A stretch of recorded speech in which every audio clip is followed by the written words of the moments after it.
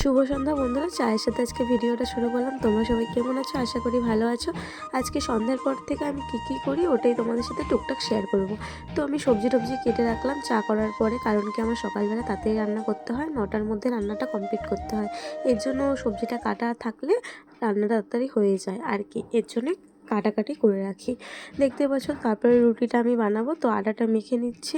আমি রুটিটা রাত্রেবেলা খাই, আর কেউ খায় না, এর জন্য নিজে খেলে তো বানাতে হবেই, কিছু করার নেই। তো 4টাই রুটি বানাবো, 2টো সকালের জন্য আর 2টো রাতের জন্য।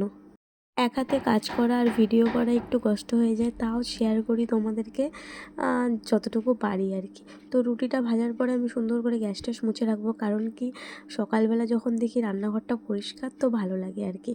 তো রুটিটা ভেজে যখন আমি গ্যাসটা বন্ধ করছিলাম, তো তখন দেখলাম রেগুলেটর দিয়ে একটা শব্দ করলো। তো আমার প্রচণ্ড ভয় লেগে গেছে। তো তারপরে আমি গ্যাসটা খুলেছি, মানে রেগুলেটরটা খুলে রেখে দিয়েছি, পরে আবার লাগানো হয়েছে, এখন ঠিক আছে। তো তোমরাও খুব সাবধানে কাজ করবে, গ্যাস জিনিসটা দেখে রাখবে। আমার তো প্রচণ্ড ভয় লাগে, তো তোমরাও সাবধানে থেকো বন্ধুরা, এতটুকুই বলবো।